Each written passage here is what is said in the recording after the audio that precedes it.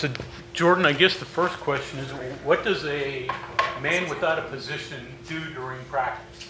Explain what you're doing. A lot more than I thought. A lot more than I thought, yeah. It's really, you know, and Neil says this all the time within our staff, is kind of the viewpoint that you take. It's a little more of a 30,000 foot view rather than or actually probably a little, 40,000 foot view rather than a 30,000 foot view of everything that's going on. And it's really more the important thing for me to all the guys is the voice and them hearing, whether it's fundamentals or whether it's scheme, just that reassurance from me that, hey, this is how, number one, we expect to do things, and this is, how that we do things, whether it's fundamentally, schematically, whatever it is.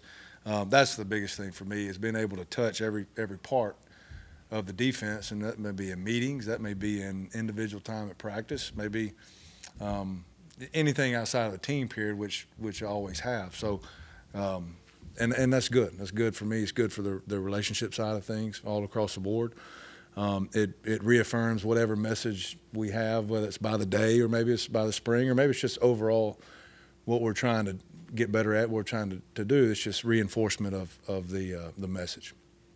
So during meetings, do you float from room to room? How do you do that? And do you think you're end up concentrating more with one group than another? No. The simple answer is no. I don't think I will. Answer the last question first, and then the first question is, yeah, I'll float around. There's also some things. Vic's been here now for a couple months, and so there are some things that that I play catch up with him. As we get as the installs get a little deeper. So if there's where I spend a little more time than others, is probably there at outside backer, just getting him up to speed. But honestly, that's not something I'm really worried about with him. So it's really just whatever the importance is of that day. There's sometimes, again, it's a message, sometimes it's a certain fundamental, sometimes it's a schematic thing, and what needs to be the most important part of that is where I'll spend my time. What are your thoughts of Vic so far? The same as I've known him a long time. And here's when people ask me about hiring Vic, we coached and recruited against each other in the Sun Belt, and as a position recruiter, you especially in your first couple years of your career at whatever the next highest level is, you're really out there trying to find an edge. And one thing that always stuck out to me is everywhere I thought I was by myself, that guy walked in. And it's Saturday morning wrestling tournaments or everybody I had to fight for, I usually had to fight because we coached the same position. I had to fight against him in recruiting. And that told me all I needed to know in recruiting. And then on the flip side of that is working camps and clinics and things. I've been around him on the grass, which was probably the difference in everybody else that was being considered, is I've been on the field with him and the energy he brings. And if you just look, I just always look at a guy's production in their unit. And everywhere he's been, his units have been productive in an area we need improvement. And so all those things, for me, it was the perfect hire. Coaches kind of say that it's a copycat business, right? Are you copying like anybody what you're doing specifically? Like, is there a model you've looked at? Like, okay, how did this guy do what I'm about to do? Was like this walk around coach? No, not really. I'm really kind of doing this. I know some guys that do, and I guess it really just never.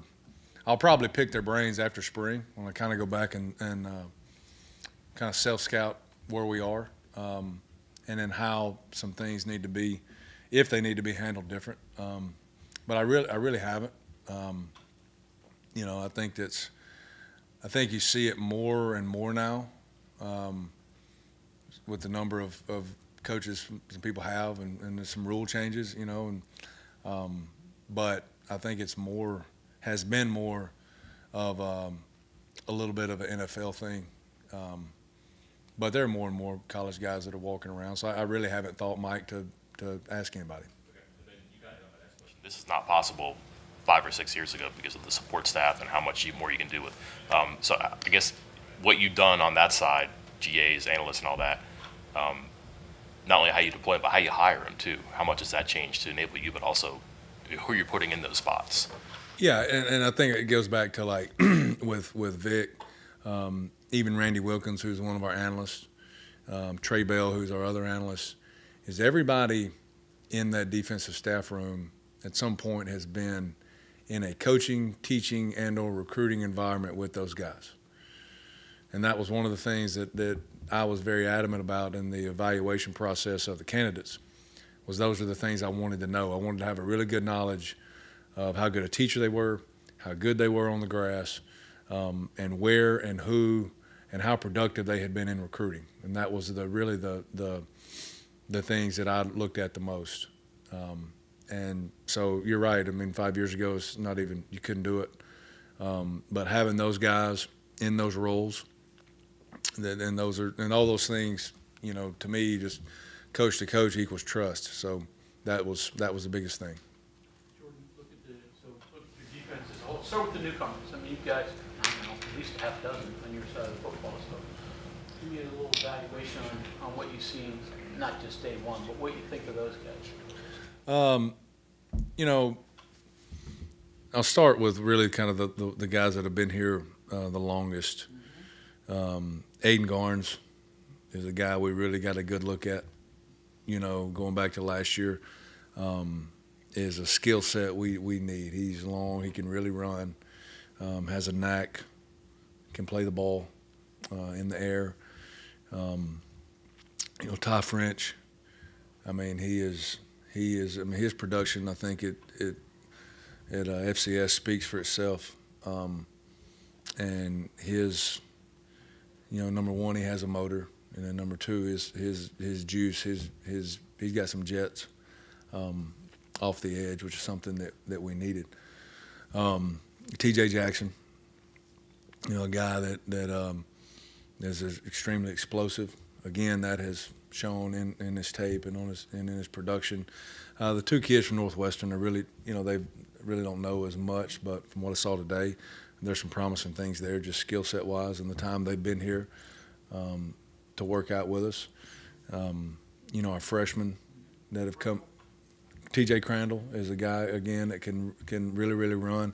You know, corner was a spot of emphasis for us, and speed, playing the ball in there was the top two things there. I think we've gotten faster with the additions.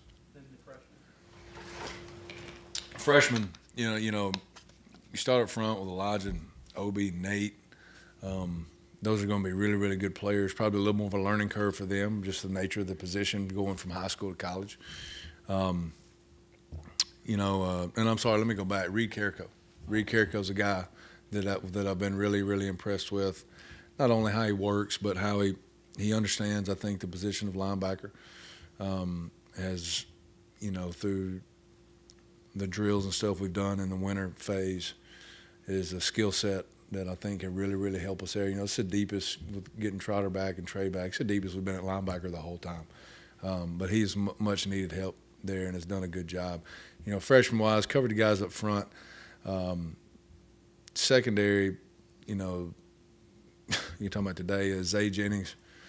You know, he's one you definitely you have to say whoa, way more than giddy up. He only knows one speed. And Israel Boyce is going to. Those are going to be two that I think will really help us. I think they'll help us this year in some capacity, provide us really quality depth early, and then I think the further it goes, the more they develop, the more they'll help.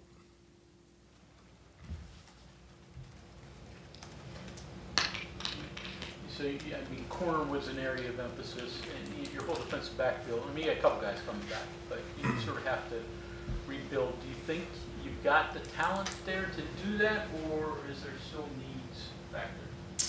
Yeah, I mean, I think the pieces are there. You know, you always have to have. You know, I said this last year going in the season. You know, there's always those second or third year guys that. You know, if you're counting on true freshmen, you're not that's not really fair. Some are better than others, but it's not really fair to them. And shouldn't have to do it, but sometimes you do.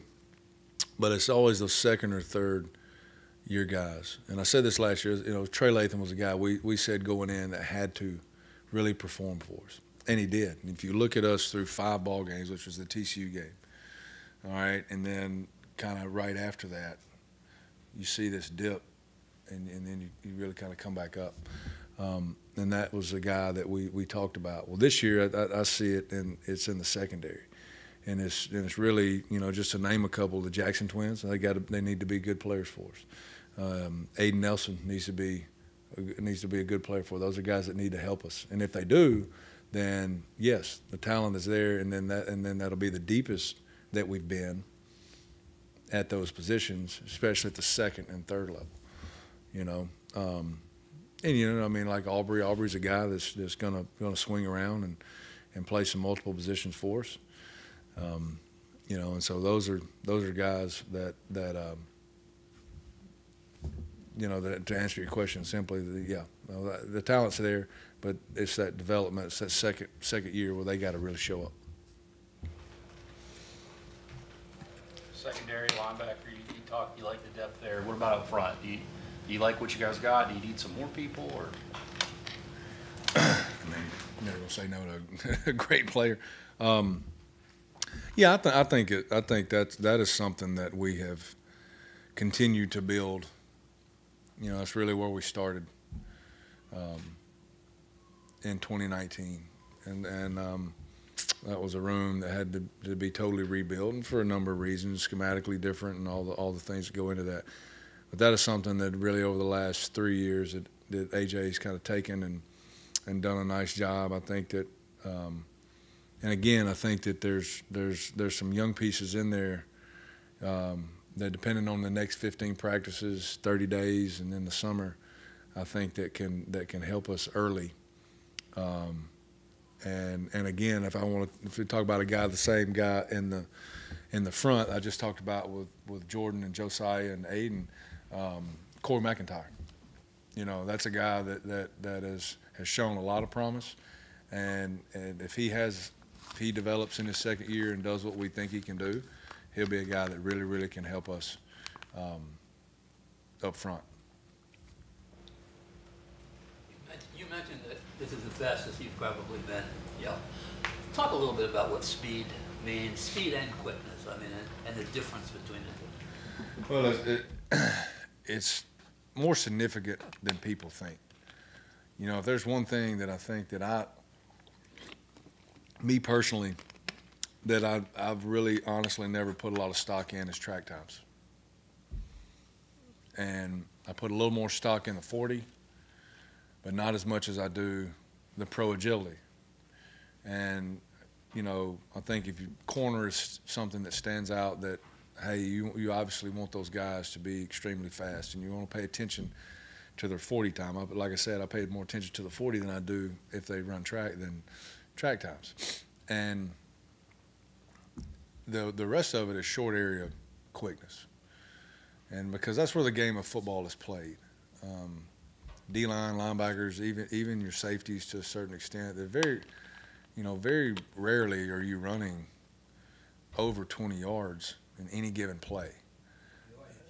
You're right. And that's what I tell them all the time. Like, if we're running 40s during a game, we're not very good. Like, you're not. We're getting beat anyway, so 4-6 versus 4-5 really doesn't matter. So it's the pro agility, the 5-10-5 drills, L drills, anything short area, cone drills. We do a lot more of those, especially in the last 3 years in our camp stuff when we're evaluating recruits. A lot more of that matters to me. And, the time, there's all kinds of things that go into a time of a drill like that. I'm just watching the burst of speed out of the change of direction. And that is a way more of a important defensive evaluation to me than straight line speed. But, I'm not devaluing speed in any way. And I can just tell watching this, through 10-yard bursts, 12-yard burst that we're faster than we have been. Not that you can do anything about it, but how big a shame is it that Asani Redwood's going to miss the spring? I guess the second straight one hurt a lot in his development. What do you think? Yeah, I mean, it's unfortunate for him, but the score at the end of spring is going to be 0-0, and our record's still going to be 0-0. So anytime that any player, especially a really, really good player, which I think Asani is, you know, I want him healthy when our record is counted. And so, you know, if something happens or if something has been happening and they need to get something fixed, well, this is when I would rather him go ahead and get it fixed. You know, and Asani does everything that he's asked to do in rehab, just like he did with his knee. You know, he was way ahead of a lot of people coming off of a ACL, and you know, I mean, I think you throw him in that boat of people that if he performs well, we'll be fine. But it is unfortunate for him. I know he wants to be out there developing and practice, but I think he plays catch up as good as anybody, so he'll be fine. That's one for me. Jackson Twins, safety and corner. I mean, where one's one, one's the other. Where are they? Yeah, so Jordan plays corner, Josiah plays safety. You know, and really when you most of the time that determination is just based on skill set and where the position fits the person better. You know, Josiah is he's taller, longer, and we need some height and length back there in those positions to get a little to affect some windows. And then Jordan is probably a little quicker, a little faster. Just skill set fits a little different. Daddy-daughter dance? I saw the picture. Yeah, barely. But I did. I did right after a Disney cruise, so I survived both of them. I'm 2-0 in the month of March. Good. Thanks, Coop. Thanks, guys.